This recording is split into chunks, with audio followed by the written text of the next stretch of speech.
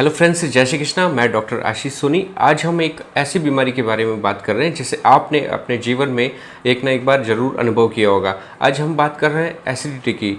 Acidity को gastritis, acid peptic disease या आयुर्वेद में अम्लपित्त भी कहा जाता है। लेकिन कहने को तो एसिडिटी बड़ी सिंपल बीमारी है, लेकिन इसके लक्षण और आउटकम हमारी डेली रूटीन लाइफ को बड़े परेशान करने वाले होते हैं।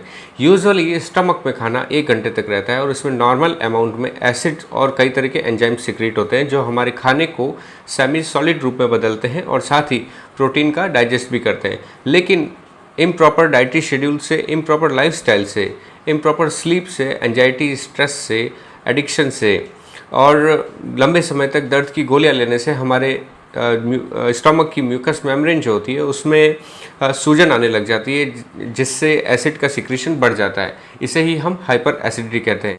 इसके हम लक्षणों की बात करें तो इसमें सामान्यतया अपर एब्डोमेन में, यानी कि नाभि के ऊपर की तरफ पेट में, जिसे हम एपिगैस्ट्रियम भी बोलते हैं, पेन, डिस्कम्फर्ट, भारीपन, ब्लॉटिंग जैसा महसूस होता है। कभी कभी जलन भी महसूस होती है। स्टर्नम के पीछे चेस्ट में कभी कभी जलन महसूस होती है। हमारे नेक रीजन में खिंचाव, तनाव जैसा महसूस होता है। हम सुबह उठते हैं तो हमें उल्टी का मन, नौजिया, वॉमिटिंग जैसा लगता है, जो कभी कभी पूरे दिन भर भी रहता है। खाना खाने के बाद हमें बहुत सुस्ती सी आती है और ऐसा लगता है जैसे कि नींद आ रही हो। हमें बहुत ड्रॉजी फील होता है और हमें पूरे दिन भर थकान महसूस हो सकती है, फटीग लगता है।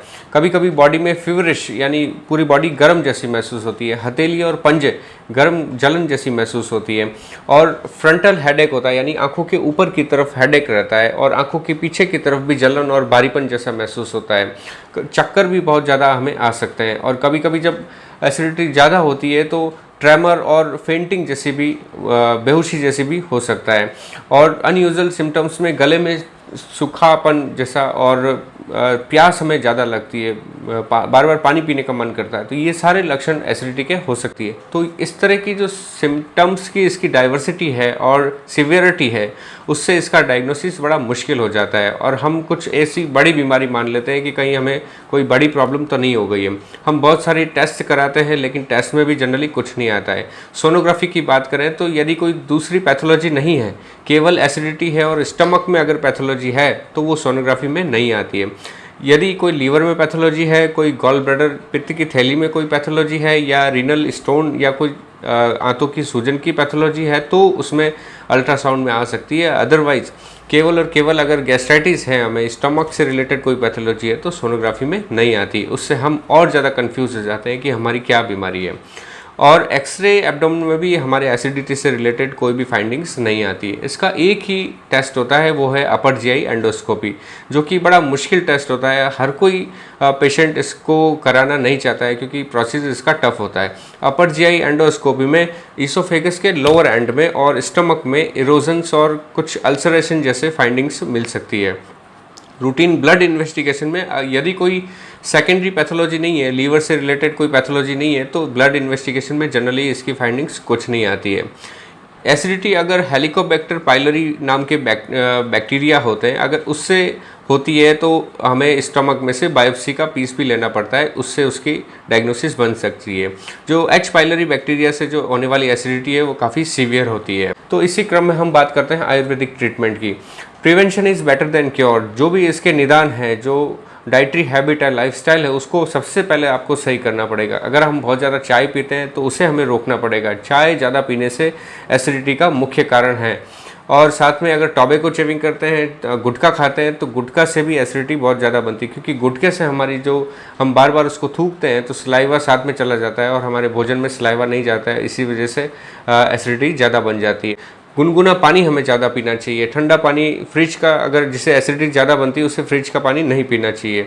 और साथ ही हमें ग्रीन लीफी वेजिटेबल और फ्रूट सलाद ये ज़्यादा हमारे भोजन में शामिल होना चाहिए। आलू, लेग्यूम्स ये कम होने चाहिए, जिससे हम एसिडिटी से बच सकें। कुछ हद तक हमें फिजिकल एक्टिविटी भी करनी पड़ती है और कुछ योगा है, जैसे कि भुजंगासन है, कूर्मासन, मंडूकासन, प्राणायाम, कपालभाति, पवन मुक्तासन, ये सारी योगा हमारी एसिडिटी में काफ़ी लाभदायक होते हैं। तो हम अब कुछ आयुर्वेदिक ट्रीटमेंट की बात करते हैं।